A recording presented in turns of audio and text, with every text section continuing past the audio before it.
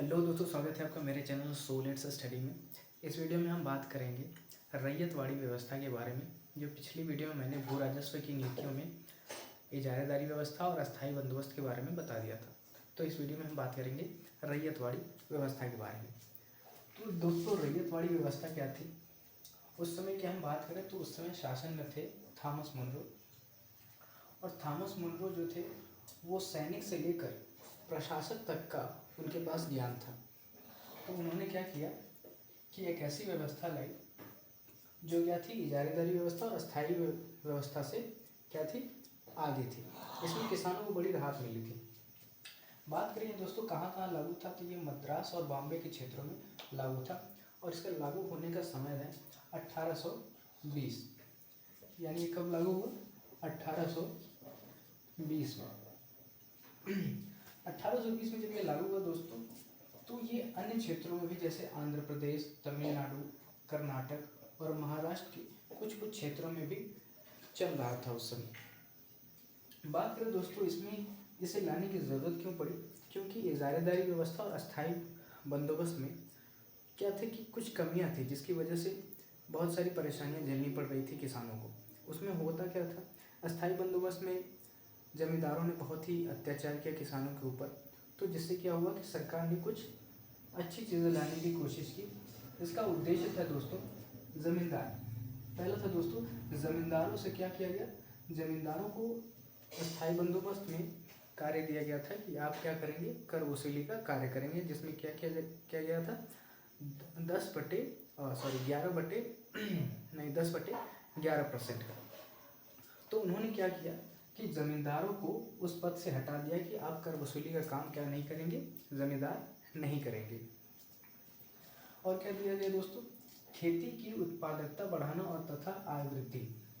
इसमें कहा गया कि इस व्यवस्था के अंतर्गत हम खेती की उत्पादकता को भी बढ़ाने की कोशिश करेंगे। और क्या करेंगे, इससे सरकार को भी वृद्धि होगी। खेती अच्छी होगी तो क्या होगा, कर भी ज़्यादा मिलेगा।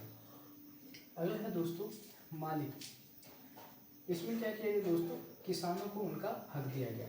एक तरह से सीधी सी बात करें तो इनको पिछले वाले अस्थायी बंदोबस्त में क्या किया गया था कि जमींदारों को मालिक बना दिया गया था।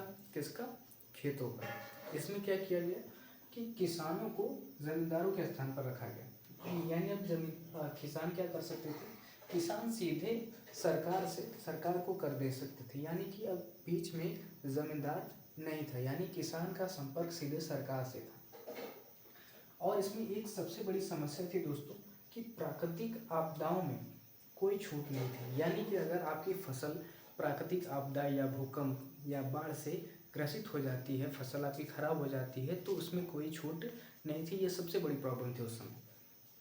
और उस समय महामारी, बहुत सारी बीमारियां फैल रही थी, जिसकी वजह से क्या हो रहा था, किसानों को बड़ी दिक्कत हो रही थी। तो यानी प्राकृतिक आपदाओं में क्या हो रहा था, प्राकृतिक आपदाओं से अगर फसल आपकी नुकसान हो जा रही थी तो उसमें भी आपको छूट नहीं हो रही थी। कर उतना देना ही था जितना अगर आप पे लगाया गया है। ये बड़ी समस्या थी। बात करें दोस्तों कि ये रैयत क्या है, आप देख रहे होंगे ये रैयतवाड़ी। रैयत का मतलब सीधे किसान से। उसमें किसान को रैयत कहा जाता था। तो किसान का क्या सीधे संबंध किससे था, सरकार से था। कर राशि की बात करें, कर कितना वसूला जाता था, क्योंकि अस्थायी बंदोबस्त में 11/10% लिया जा रहा था। इसमें क्या था, इसमें कर राशि उपज और गुणवत्ता के आधार पर थी। यानी कि अगर फसल अच्छी हुई है, उसकी गुणवत्ता अच्छी है, तो उसी आधार पर कर का निर्धारण किया जाता था। और इसमें एक और अच्छी बात थी दोस्तों कि रिकॉर्ड, जमीन का रिकॉर्ड रखा जाता था कि किसके पास कितनी ज़मीन है। किसान के पास, एक किसान के पास कितनी ज़मीन है, और समय समय पर उसका अवलोकन किया जा रहा था। और समय समय पर उसके हिसाब से ही कर का निर्धारण हो रहा था। यानी कि आज मान लो मैंने बताया कि मुझे अब 10% कर चाहिए, तो आने वाले समय में क्या होता था कि आने वाले समय में फिर से ज़मीनों का अवलोकन होता था और उसके आधार पर फिर से फसल और गुणवत्ता के आधार पर कर का निर्धारण किया जा रहा था। तो इसमें एक सबसे बड़ी खामी यह है कि इसमें निर्धारित नहीं किया गया कि हमें कितना कर चाहिए। तो इससे क्या होता था, सरकार अगर फसल अच्छी हुई है तो वो हो सकता है ये 90% मांग ले, तो इससे क्या हो रहा था, या 95% मांग ले। इससे क्या हो रहा था कि किसानों पर बहुत दबाव पड़ रहा था। और कोई भी व्यवस्था हो, इजारेदारी व्यवस्था हो, अस्थायी बंदोबस्त हो, या रैयतवाड़ी हो या महलवाड़ी हो, इन सभी व्यवस्था में जितनी भी भू राजस्व नीतियाँ थी, अंग्रेजों का सीधा सा मतलब था कि हमें कर ज़्यादा से ज़्यादा वसूलना है। और इसी माध्यम से क्या हो रहा था कि किसानों का शोषण हो रहा था हर तरफ से, चाहे उसका मालिक कोई भी रहे, या ज़मींदार हो या सरकार हो या किसान हो। घाटा किसको हो रहा था, किसान को हो रहा था। जब कर अधिकता होने लगी, कर का अधिक होने लगा, और इससे क्या हुआ कि छोटे किसानों का दमन होने लगा। छोटे किसान कुछ कर नहीं पा रहे थे क्योंकि सरकार मनमाने ढंग से कर वसूल रही थी। और इसी वजह से किसान आंदोलन का भी एक रूप सामने आया। और यहीं से भी शुरू होता है, किसान आंदोलन की शुरुआत भी यहीं से होती है कि जब आप कर वसूली में ज़्यादा मनमाने ढंग से कर वसूलेंगे तो क्या होगा, किसान तो विद्रोह करेंगे ही। और यही सबसे बड़ी भी एक वजह भी थी। तो उम्मीद करता हूँ दोस्तों कि आपको रैयतवाड़ी व्यवस्था समझ में आई होगी। इसमें 2-3 टॉपिक हैं जो आपको समझ में रहे और याद रखनी चाहिए। रैयत यानी किसान होता था, 1820 में आया था, और किसके द्वारा, थॉमस मुनरो के द्वारा लाया गया था।